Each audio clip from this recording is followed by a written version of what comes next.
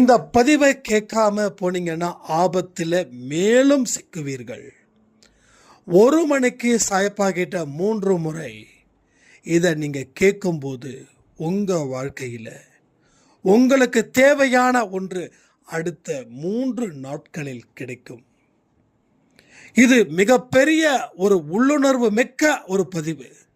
காலையில் கண்ட காட்சி அன்பே சாய் குடும்பம், நீங்கள் எந்த கட்டத்தில் இருக்கீங்க, அந்த கட்டம் எவ்வளவு பெரிய ஆபத்தில் இருக்குது, அந்த ஆபத்தை தீர்க்கணும்னு சொல்லி தான் இந்த பதிவு. முடிஞ்சா கேளுங்க. இது எல்லாராலையும் கேட்க முடியாது. அந்த 1 மணிக்கு யாரெல்லாம் சாயப்பா முன்னாடி உட்காந்து அன்ற 3 வார்த்தைகளை சொல்கிறாங்களோ அவர்களுக்கு மட்டும்தான் கடவுள் வாய்ப்பளிக்கிறார். அதையும் பொறுத்திருந்து பார்ப்போம். யார் யாருக்கு இந்த அற்புதமான விஷயங்கள் நடக்கப் போகுதுன்றதை பொறுத்திருந்து பார்ப்போம். முக்கியமான பதிவு. முழு மனதுடன் முழுமையாக கேட்டுவிட்டு செல்லவும்.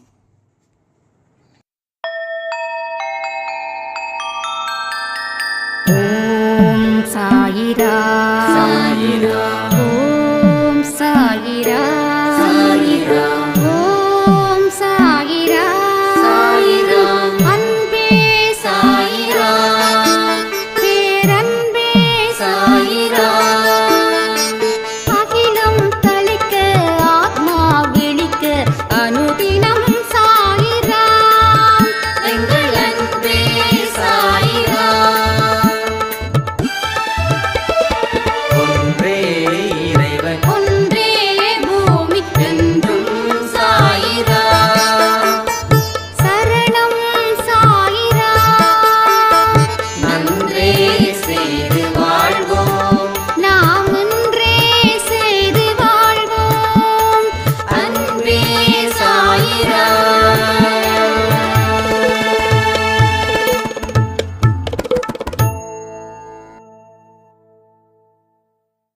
சாயிரா. என் உயிரின் உயிரானவர்களே, ஒரு முக்கியமான வார்த்தை. வாழ்க்கையில் அதிசயத்தையும் அற்புதத்தையும் ஏற்படுத்தக்கூடிய வார்த்தை. உங்க வாழ்க்கையில் நீங்க சாதிக்க வேண்டியவைகள் என்னென்ன, இருக்கக்கூடிய சவால்கள் என்னென்ன, எதை எப்படி எதிர்கொள்வது, வாழ்க்கையில் எது நடந்தாலும் எப்படி நிம்மதியாக இருப்பது, இதை பற்றி தான் இந்த முழு பதிவும். கடவுளுடைய வார்த்தைகளுக்கு கீழ்ப்படிபவர்களை தான் கடவுள் மேலே கொண்டு வரார். அவருடைய வார்த்தையே எனது வாழ்க்கை. நான் திரும்ப திரும்ப சொல்றதுக்கு ஒரே காரணம் என்ன தெரியுமா? இப்போ அதிகமா அன்பே சாயில நெகட்டிவ் வைப்ரேஷன் ஏன் நடக்குது? காரணம் இல்லாம நடக்குமா? காரணம் இல்லாம நடக்குமா? காரணத்தோடு தான் நடக்குது. அதிகப்படியான எதிர்மறை எண்ணங்கள் இன்னைக்கு அன்பே சாய் குடும்பத்தில் நடக்குது. இன்னைக்கு ஒரு 30 மினிட்ஸ்க்கு மேலே நான் மெடிடேஷன் பண்ணுறேன். அந்த மெடிடேஷனில் எப்பயுமே ஒரு சாஃப்ட்னிங் இருக்கும். ஆனால் ஒரு விதமான சத்தம், ஒரு விதமான குழப்பம். மனுஷங்க நல்லதுக்கு செவி சாய்க்கல. மனிதர்கள் நல்ல வாழ்க்கையை வாழணும்னு விருப்பப்படவும் இல்லை. வாழ்க்கையில் முன்னேறணும் அப்படின்ற ஒரு விஷயமே மனிதர்களோட மனசுல போய் நிற்கல. இது எல்லாமே எங்க போய் சேர்க்குது அப்படின்னா, ஒரு மிகப்பெரிய ஆபத்தை நோக்கி அது உங்களை அழைச்சிக்கிட்டு போகுது. நீங்க 10 பேர்ல நீங்க ஒருத்தவங்களா இருந்தா, நீங்க கூப்பிட்ட குரலுக்கு ஓடோடி வந்து உதவிகள் செய்வாங்க. ஆனால் நீங்கள் தனிச்சு விடப்படுறீங்கன்னு வச்சுக்கோங்களேன். நீங்கள் இருக்கிற இடத்துல இருந்து கிட்டத்தட்ட 1000 கிலோமீட்டர் தள்ளி ஒரு காட்டுக்குள்ளே நீங்கள் இருக்க வேண்டிய சூழ்நிலையில் நீங்க அந்த நேரத்தில் எனக்கு ஆபத்து ஆபத்து ஆபத்துன்னு கத்துனா யாருக்காவது காது கேட்குமா? இதை நோக்கி தான் நாம இப்போ அந்த பயணத்தை ஆரம்பிச்சிருக்கோம். இதை நோக்கி தான் இந்த பயணத்தை நீங்க ஆரம்பிச்சிருக்கீங்க. இதனுடைய முடிவு பத்தி உங்களுக்கு தெரியல. இதனுடைய முடிவு மிகப்பெரிய விபரீதத்தை அது ஏற்படுத்தியே தரும். ஆபத்து கட்டத்தை நீங்க தாண்டுவதற்கு இன்னும் சில நாட்களே உள்ளது. ஏன்னா ஹை ஸ்பீடு, பிரேக் இல்லை வண்டியில். வண்டியை நிறுத்தவே முடியாது.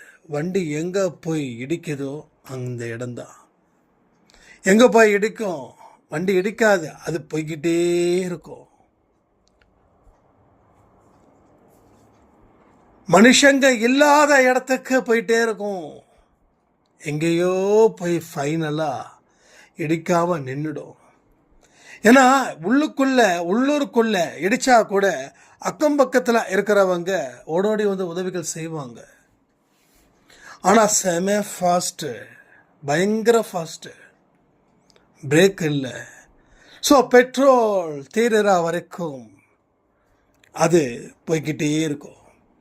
பெட்ரோல் எங்கே முடியுதோ அங்கே வண்டி நிற்கும். அந்த இடம் நீங்கள் இறங்கி தான் ஆகணும். அப்போ யாரை அழைச்சாலும் ஒரு மனுஷனும் உதவி செய்ய வரமாட்டார்கள். இது எல்லாம் இன்னைக்கு மெடிடேஷனில் எனக்கு வந்தது. ஸோ இது ஒரு முன்னெச்சரிக்கையா? எஸ், முன்னெச்சரிக்கை தான்.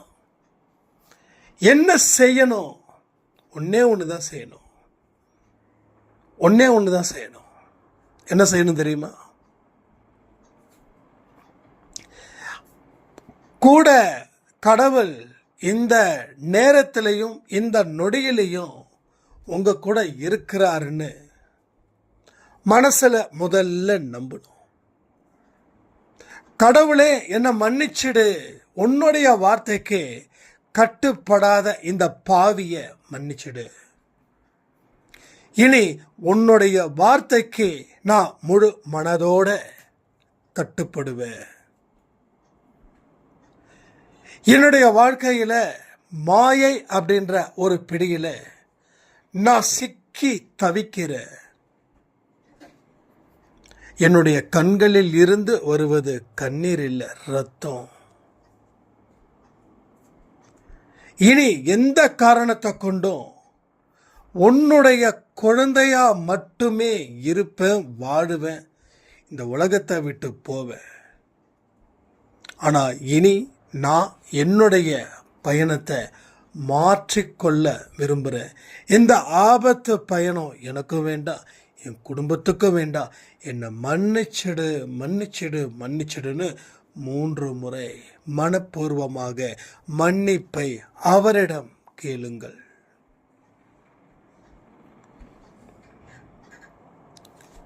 இந்த பதிவு உங்களுக்கு 12 மணிக்கு பப்ளிஷ் ஆகுது. இந்த பதிவு முடிஞ்ச 1 மணி நேரத்தில் 1 மணிக்கு ஒரு பிரார்த்தனை. ஏன் இந்த பிரார்த்தனை நான் செய்யணும்னா, மெடிடேஷனில் கடவுள் காட்டக்கூடிய ஒவ்வொரு விஷயமும் 100க்கு 100 இங்கே நடக்குது. ஆபத்து பயணத்தில் சிக்கி மாட்டி முடிச்சு விழிப்பிதுங்கி வாழ்க்கையை முடிக்க போறீங்களா? இல்லை இந்த பயணத்தை நிறுத்தி அவருடைய பயண ஏற்பாடுகள் என்னவோ அதில் நீங்கள் கலந்து அந்த பயணத்தை மேற்கொள்ள போகிறீர்களா? அதனால தான் சொல்கிறேன், 3 முறை மன்னித்து விடு.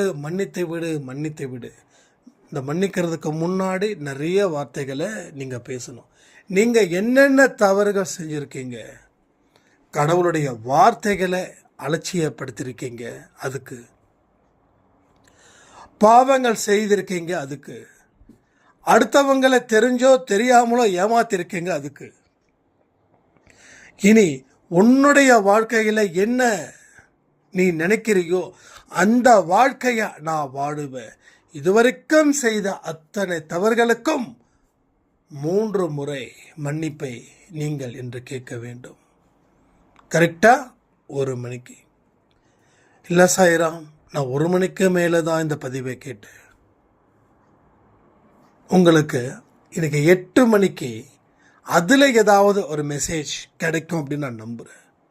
இப்போ 1 மணிக்கு மேலே நான் அந்த பதிவை கேட்டு நான் மன்னிப்பு கேட்க முடியாதா? கேட்கலாம்.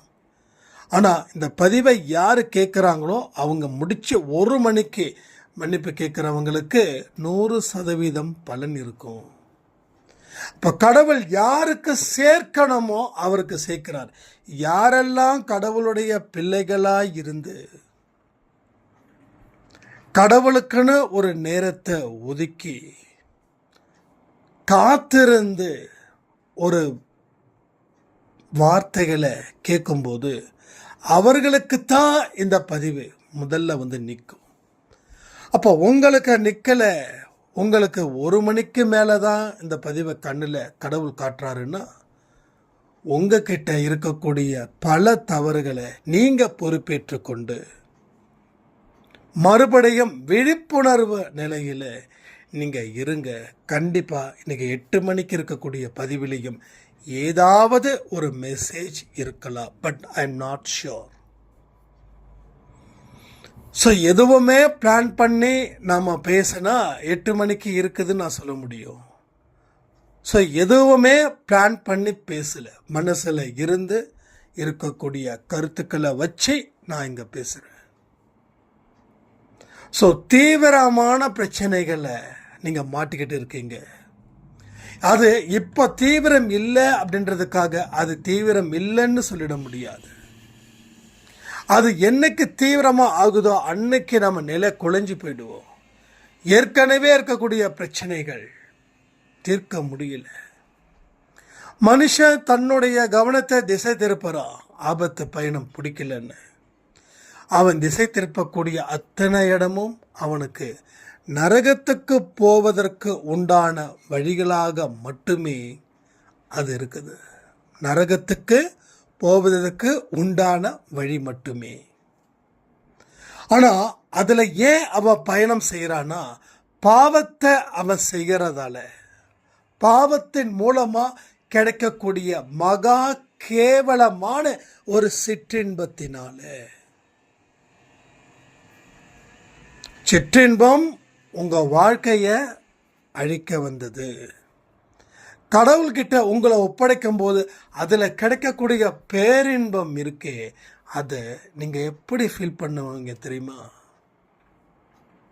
உங்களை சுற்றியும் உங்கள் கடவுள், எல்லா மதத்தில் இருக்கக்கூடிய கடவுளும் உங்கள் கூட பேசுவது போல, உங்களை பார்த்து சிரிப்பது போல, ஒட்டுமொத்த பிரச்சனைகளும் தீர்ந்தது போல, நீங்க நினைச்ச காரியங்கள் நடப்பது போல, நீங்க பார்க்கும் அத்தனை இடங்களும் கண்களுக்கு குளிர்ச்சியை ஏற்படுத்துவது போல. இந்த பொட்டல் காடு சொல்றாங்களே, அந்த இடத்துல நீங்க இருந்து வசிச்சாலும் உங்க கண்களுக்கு என்னவோ குளிர்ச்சியோட தாக்கம் ஜாஸ்தியாக இருக்கும். ஒரு மிகப்பெரிய ஒரு கொடுமையான வெயில்ல கூட உங்களுக்கு ஒரு விதமான ஒரு ஊட்டி, ஒரு கொடைக்கானல்ல இருக்கக்கூடிய கிளைமேட் இருப்பது போல. இது எல்லாம் கட்டுக்கதைன்னு நீங்க நம்புனீங்கன்னா அது உங்க தலையெழுத்து. ஆனால் நிச்சயமாக கடவுளோட வழியில் பயணத்தை செய்கிறவங்களுக்கு ஏன் நடக்கக்கூடாது அப்படின்னு நினச்சிங்கன்னா உங்கள் தலையெடுத்து நல்லா நீங்களே எழுதியிருக்கீங்கன்னு அர்த்தம்.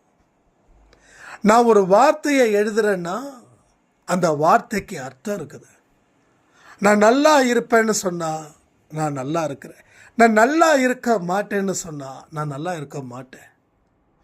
ஸோ வார்த்தைக்கு வார்த்தைக்கு வார்த்தைக்கு வார்த்தைக்கு உயிர் இருக்குது.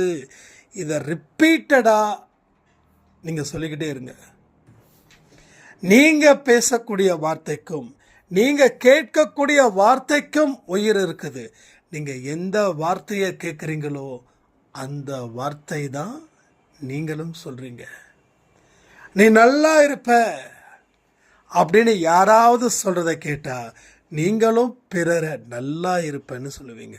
ஆனால் நீங்கள் கேட்டது பார்த்தது எல்லாமே கடவுளுக்கு எதிரானதாக இருந்தால் வாழ்க்கை உங்களை ஒரு வெடி செஞ்சிடும்.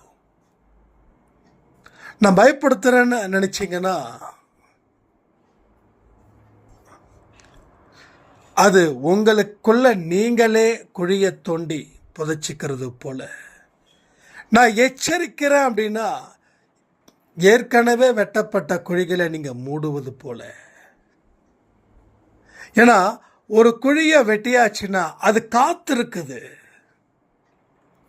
அப்போ வெட்டின குழியை நீங்கள் மூடிட்டீங்கன்னா பிரச்சனை இல்லை, ஒன்றும் இல்லை. ஒரு துன்பமான விஷயம் நடந்தது. ஒருத்தவங்களுக்கு தூக்கில் தொங்க முயற்சி பண்ணாங்க, காப்பாற்றிட்டாங்க. இது அன்பேசாய் குடும்பத்தில் இல்லை, இங்கே நமக்கு தெரிஞ்சவங்களுக்கு அப்படி நடந்தது. அடுத்த 6 மாதத்தில் மறுபடியும் அவங்க தூக்கு போட்டு இறந்து போயிட்டாங்க. நீ ஃபஸ்ட்டு டைம் தூக்கு போட ட்ரை பண்ணி முயற்சி பண்ணல, அப்போ அது காத்துக்கிட்டே இருக்குது. அப்போ என்ன செய்யணும் அப்படின்னா, நாம் எந்த துணியை வச்சு நம்ம தூக்கு போட்டோமோ அந்த துணி உனக்காக காத்துக்கிட்டு இருக்குது. இன்னும் என்னோட வேலை முடியல, இன்னும் என்னோட வேலை முடியலைன்னு அது ஒரு வைப்ரேஷன் நமக்கே தெரியாமல் கொடுக்கும். நாம் அந்த பிரச்சனையில் இருந்து வெளிவந்தாலும் அந்த துணியை நீங்கள் பயன்படுத்துனீங்கல்ல, அந்த துணிக்கும் ஒரு தாட்டு நீங்கள் கொடுத்தீங்கல்ல. நான் அடிக்கடி சொல்கிறேனே, பொருளுக்கும் உயிர் இருக்குதுன்னு. நம்புகிறவங்களுக்கு இது ஈஸியாக அண்டர்ஸ்டாண்ட் ஆகும். நம்பாதவங்களுக்கு வழக்கம் போல வாழ்க்கையும் நம்பிக்கை இல்லாமல் தான் போகும். திஸ் இஸ் நாட் அ மூட நம்பிக்கை. இதை மூட நம்பிக்கை என்னங்க அப்படியா? இது மூட நம்பிக்கையே இல்லை. ஏன்னா ஒவ்வொரு இடத்துலையும் ஒவ்வொரு எண்ணத்தை பதிவு செய்து வைத்திருக்கிறோம்.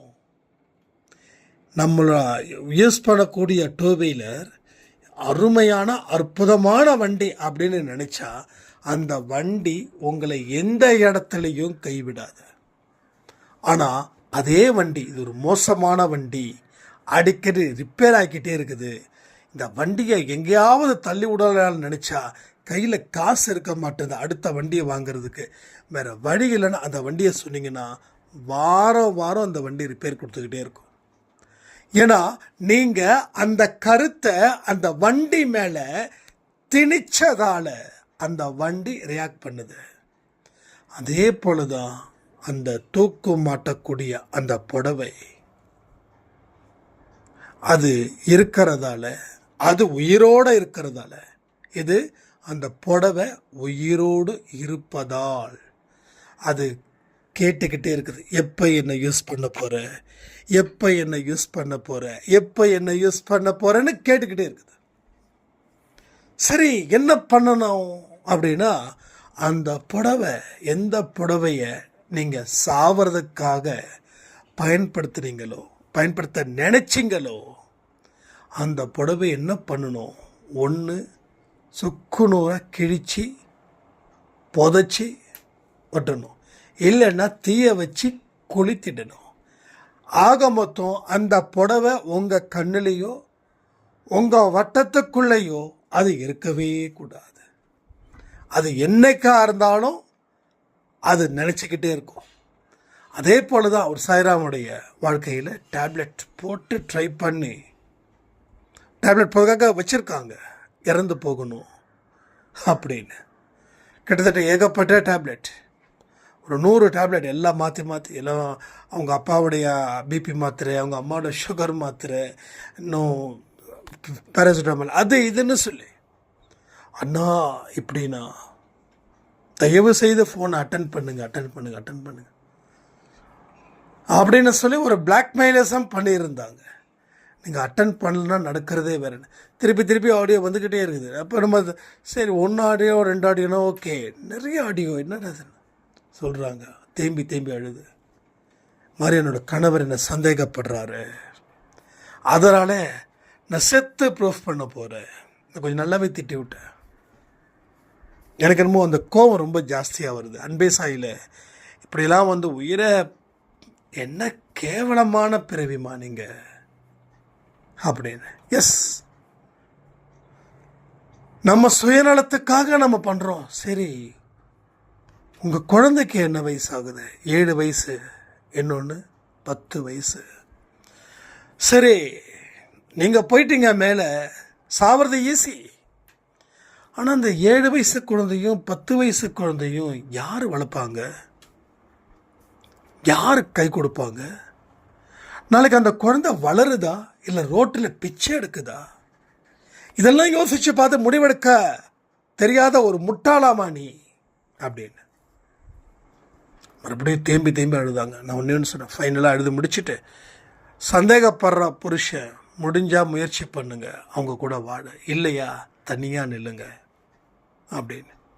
அதுக்கப்புறம் அவங்களோட அந்த அத்தனை டேப்லெட், எந்தெந்த டேப்லெட்ஸ் அவங்க சாவறதுக்கு வச்சுருந்தாங்களோ அத்தனை டேப்லெட் என்ன தண்ணியில் போட்டு கரைச்சி எடுத்து ஊற்றிடுங்க. என்றைக்கோ நடந்தது, கிட்டத்தட்ட மாத கணக்காச்சு. பட் இன்னைக்கு கணவர் திருந்துற மாதிரி இல்லை. பெரிய பிரச்சனை என்னன்னா, இது ஜென்ரலாக எல்லா லேடிஸும் சொல்கிறீங்க, உண்மை. அழகான மனைவி வேணும்னு கணவர்கள் ஆசைப்படுறாங்க. ஆனால் அழகான பொண்ணை கல்யாணம் பண்ணுறாங்க. ஆனாலும் கூடவே ஏன் அந்த இத்துப்போன மானங்கெட்ட கேடுகட்ட சந்தேகம் வருதுன்னு தெரியல. தன்னை விட தன் மனைவி அழகாக இருக்கணும். ஆனால் எங்கே தன்னுடைய மனைவி இன்னொரு ஆணுடைய வலையில் விழுந்துருவாளோ அப்படின்னு நினச்சி இவனும் பைத்தியமாகி அந்த பண்ணையும் பைத்தியமாக்கி, அப்போ சந்தேகம் வேண்டாம், தனிச்சு நில்லுங்கன்னு இன்னைக்கு நல்ல சூப்பரான ஒரு வாழ்க்கை, அருமையான ஒரு வாழ்க்கையை சாய்ப்பா வாழ வச்சிருக்காங்க. ஸோ கடவுளோட வார்த்தைகளை கவனிச்சா நீங்களும் பாஸ். இல்லைப்பா ரொம்ப இதாக இருக்குது, ஒரு மாதிரி வெயிலாக இருக்குது, ஆனுவல் லீவு, பசங்கள்லாம் வந்து அவங்கள பார்த்துக்கிறதுக்கே நேரம் சரியாக இருக்குது, கெஸ்ட்டு வராங்க போகிறாங்க, எலெக்ஷன் மே 4ஆம் தேதி அன்னைக்கு அவர் ஆட்சிக்கு வருவாரான்னு தெரியல, இவர் ஆட்சிக்கு வருவாரான்னு தெரியல, கருத்து கணிப்பில் என்ன சொல்லுதுன்னு தெரியல. நான் தெரியாமல் தான் கேட்குறேன். மே 4 வரதான் போகுது, ஏதோ ஒருத்தர் ஆட்சி அமைக்க தான் போகிறாரு. இதனால் உங்கள் வாழ்க்கையில் நீங்கள் வேலைக்கு போக வந்துட முடியுமா சொல்லுங்கள்? அப்போது எது எது நடக்கணுமோ அது அந்தந்த நேரத்தில் நடக்கும். ஆனால் நீங்கள் நடக்காமல் விட்டீங்கன்னா உங்கள் வேலை யார் பாப்பா? ஸோ ஜஸ்ட் லைக் தட் புரிஞ்சுக்கோங்க. எனக்கு எந்த பிரச்சனையும் கிடையாது. எனக்கு வந்த அந்த மெடிடேஷனுக்கு வந்த அந்த கவனத்தை உங்கள் மேலே நான் சொல்லிட்டேன். உங்களை காப்பாற்றிக்க வேண்டியதும் இல்லை அப்படியே விடுவதும் உங்களுடைய கையில் தான் இருக்குது. அதை நீங்கள் என்னைக்கு சரியாக புரிஞ்சுக்கிறீங்களோ அன்னைக்கு உங்களுக்கு ஆபத்து நீக்கப்படும், ஆபத்து தவிர்க்கப்படும். கடவுள் உங்களுக்கு யமன் போட்ட வலையை அறுத்து விட்டுருவார். யமன் வலையோடு வரான். அந்த வலையில் நீங்கள் அகப்பட்டீங்கன்னா நீங்கள் மாட்டிப்பீங்க. அந்த வலையை அவர் கிழித்திட்டாருன்னா, யார்? கடவுள் கிழிச்சிட்டாருன்னா, அப்போது வலையை போட்டாலும் அந்த வலையில் இருந்து நீங்கள் தப்பிச்சிடலாம். அவன் ஒரு தடவை தான் வலை வீசுவான், அதில் மாட்டினது தான். மீண்டும் மறுபடியும் வரமாட்டான். மறுபடியும் எப்போ வரணுமோ அவன் அப்போ வருவான். நமக்கே தெரியாமல் நாம் செத்து பிழைக்கிறோம். நீங்கள் நம்ப மாட்டீங்க. ஏன்னா நீங்கள் எதை நம்புவீங்கன்னா, உங்கள் கண்ணுக்கு முன்னாடி காட்டுன்னுவீங்க. சான்ஸே கிடையாது. அதாவது நமக்கு பின்னாடி நடக்கக்கூடிய ஒவ்வொரு விஷயத்தையும் உங்கள் கண்கள் பார்த்துடுச்சுன்னா உங்களோட அடுத்த நகர்வுகள் கூட நீங்கள் வைக்க மாட்டீங்க. புரியுதா உங்களுக்கு? ஏன்னா கடவுளுடைய விஷயத்தை நாம் தெரிஞ்சிக்க முயற்சி பண்ணுறதுல தப்பு இல்லை. ஆனால் ரொம்ப டீப் லெவலுக்கு நீங்கள் போய் தெரிஞ்சுக்கணும்னு முயற்சி பண்ணிங்கன்னா உங்களுக்கு பிடித்தது போல் ஆகிடும். கடவுளுடைய பவர் அவ்வளோ பெரிய பவர், அதை சொல்ல முடியாத அளவுக்கு அந்த சக்தி இருக்கும். அதனால் நான் நம்ப மாட்டேன்ப்பா, நீ என்ன வேணாலும் சொல்லு, நீ கற்றுன்னு கற்று, ஆனால் எனக்கு நீ ப்ரூஃப் பண்ணு, நீ நம்பணும். நான் ப்ரூஃப் பண்ண வேண்டிய அவசியமே இல்லை.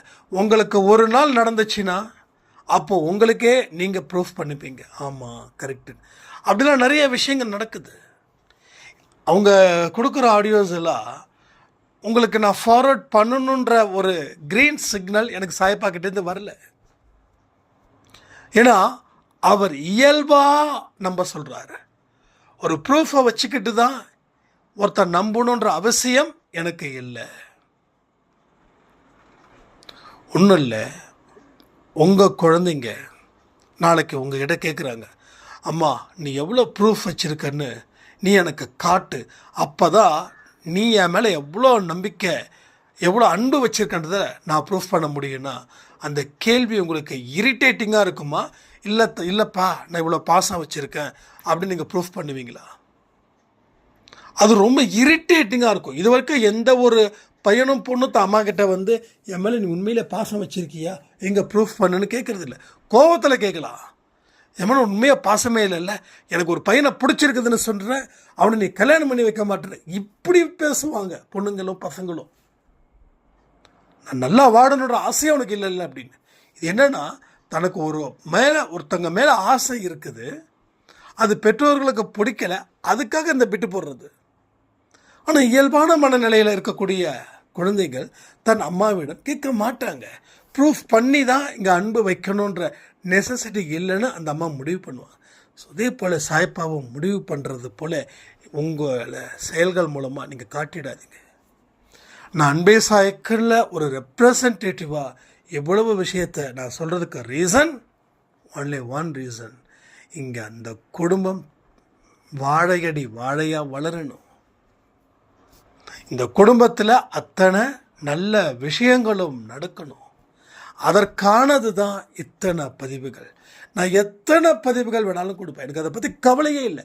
என் கடமை, என்னால் எவ்வளவு ஓட முடியுமோ அவ்வளவு ஓடுவேன். உயிரை கையில் பிடிச்சிட்டு கூட நான் ஓடுவேன். இது கடவுள் மேலே சத்தியம். 2 வருஷத்துக்கு முன்னாடி கேட்ட ஒரு சாய்ராம் மறுபடியும் 2 வருஷம் கழிச்சு எனக்கு வாட்ஸ்அப் பண்ணுறாங்க, தம்பி இன்னமா நீங்கள் ஆடியோ கொடுத்துட்ருக்கீங்க.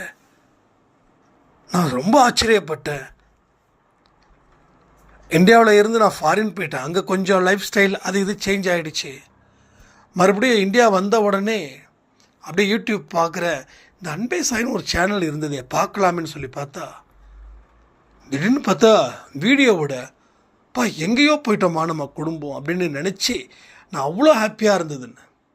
ஸோ உயிரை கையில் பிடிச்சிட்டாவது ஓடுமே தவிர உயிருக்கு பயந்து என்றைக்கு அதை நிறுத்த மாட்டோம். ஏன்னா இது கடவுளுடைய வீடு. இங்கே எல்லாருமே ஆக்டிவாக இருக்க வேண்டிய பொறுப்பு கடவுள் எனக்கு கொடுத்துருக்காரு.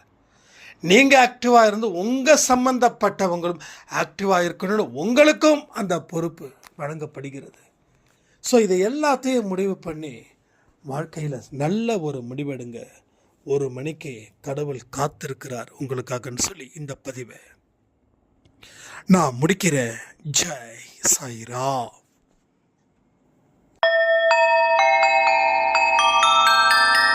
ஓம் சாயிராம்.